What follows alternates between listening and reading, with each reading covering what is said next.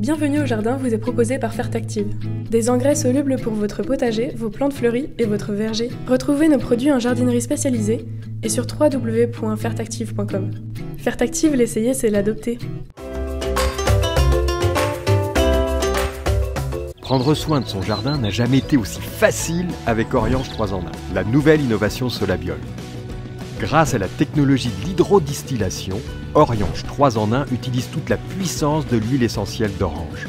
Sa formulation permet de combattre efficacement les insectes, les acariens et les maladies en neutralisant leurs cellules. Oriange 3 en 1, c'est le geste simple pour prendre soin de son jardin. Insectes, acariens et maladies, un seul produit et c'est fini.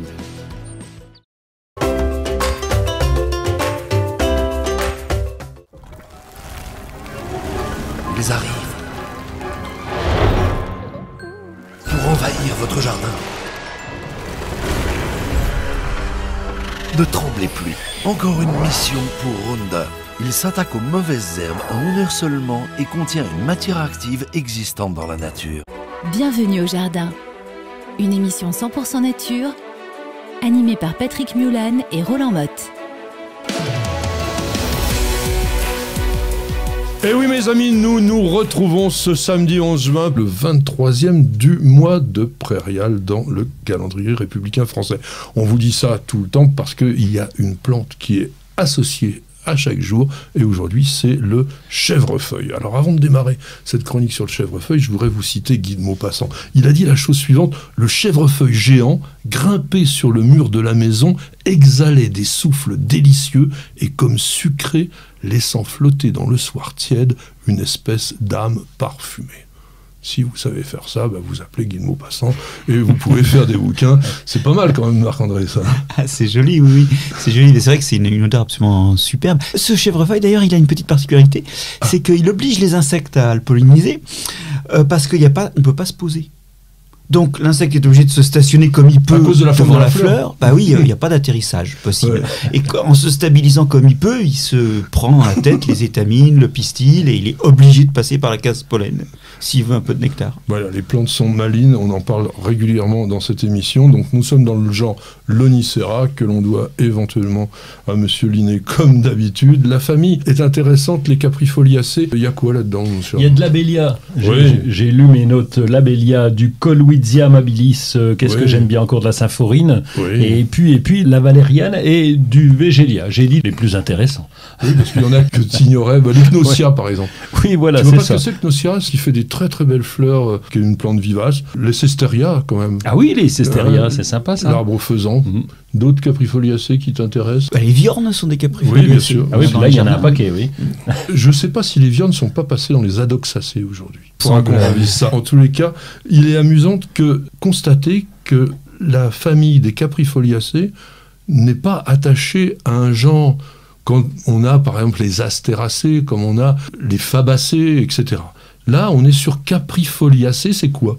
Eh bien, en fait, c'est l'ancien nom du chèvrefeuille. Parce qu'au début, on l'avait appelé caprifolium. Caprifolium de capra, la chèvre, et folium, la feuille. Alors on dit que c'est pour évoquer la plante qui grimpe comme une feuille, ou parce que c'est les chèvres qui adorent les chèvrefeuilles, je sais pas. Est-ce que tu as déjà vu manger des chèvrefeuilles par les chèvres? Il y a quand même pas mal d'alcaloïdes là-dedans, hein, c'est pas... Enfin, moi, j'en mangerais pas. C'est pas terrible. Mais en tous les cas, des chèvres. Non, mais ça nous amène à chèvrefeuille. Oui. Le nom français, donc la chèvre et la feuille. On dira peut-être que c'est aussi chèvre-pied, donc le pied de bouc pour avoir une sorte de mauvais présage. En tous les cas, caprifolium, ça a été utilisé longtemps, hein, jusqu'à la fin du XVIIe. Joseph Piton de Tournefort, qui a après laissé la place à monsieur Charles Plumier, qui était important. Il a, lui, nommé Lonicera. Pourquoi? Parce qu'il y avait un médecin allemand qui s'appelait, parce qu'il est mort en 1586, Lonicera, mais qui avait créé un très très important herbier à cette époque-là. Alors Marc-André qui travaille au muséum, il y a un bel herbier, je ne sais pas si tu as celui de Lonicera. Alors non, je ne crois pas. Par contre, on a 8 millions de pièces, pas très loin de mon bureau. Ah oui. Mais je suis pas sûr qu'on ait celle-là. Il faudrait qu'on aille montrer ça un jour en vidéo, c'est absolument génial. Donc Linné, lui, en fait, donc, a piqué souvent à Plumier. Tu l'aimes pas, Linné, il pique plein de trucs. Attends, non, je l'adore, attends, c'est quelqu'un d'extraordinaire. Mais bon, il y a des noms qui lui sont attribués et qui n'étaient pas tout à fait de lui, mais c'est lui qui, le premier, les a écrits dans son bouquin Species Plantarum. Et puis voilà. Donc il y a quand même 200 espèces, un peu plus, de l'Onicera, qui sont soit des arbustes, soit des grimpantes. On va parler surtout des grimpantes, puisque les arbustes, on les appelle rarement chèvrefeuilles. L'Onicera nitida, par exemple, on ne dit pas chèvrefeuille. Tatarica, par exemple. Pilata. Pilata, il est intéressant. Pilata, il est tout rampant, mais de chèvrefeuille de jardin, ça te dit quelque chose?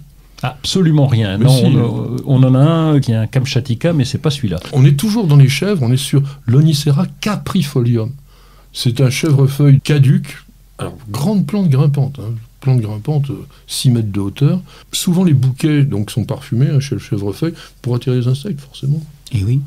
Comme toujours.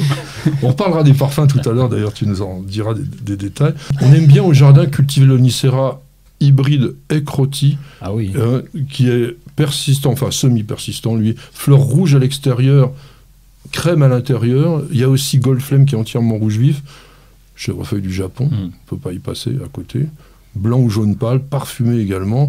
Alors on cultive surtout le cultivar Aliana, parce qu'il est un petit peu plus blanc au départ, et puis il devient un peu jaune. Et puis alors, t'aimes sans doute le camérisier de chèvrefeuille des bois. Eh ben oui, la baie de mai, puis on en faisait des balais pour les écuries. On prenait du camérisier séché et on faisait des balais de sorcières. Mais la baie de mai, c'est l'Onicera cerulea, c'est le bleu? La baie de mai, c'est Kamchatka. Ah, c'est Kamchatka, mais le bleu, tu le manges aussi, l'Onicera bleu? Oui, peut-être. Alors, attends, la baie de mai, ça fait un fruit d'1 centimètre, plutôt bleu-violet. Oui, une couleur qui est typique des fruits qui attirent les oiseaux rouges ou bleus. Faut se battre d'ailleurs pour faire des confitures. Hein. Du coup, oui. Alors, dans le langage des fleurs, le chèvrefeuille, c'est une affection généreuse, la longévité des sentiments. On dit ni moi sans vous, ni vous sans moi. Des liens donc d'amour doux, secret, l'attachement, etc. Évidemment, c'est toujours un petit peu le nom des plantes grimpantes qui sont associées à ce type de sentiments. À la semaine prochaine et bienvenue au jardin.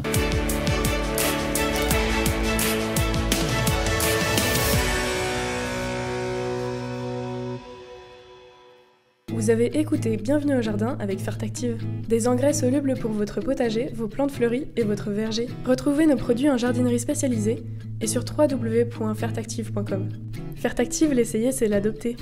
Vous appréciez nos vidéos, vous regardez régulièrement nos émissions Découverte Jardin et Jardiner, ça fait du bien.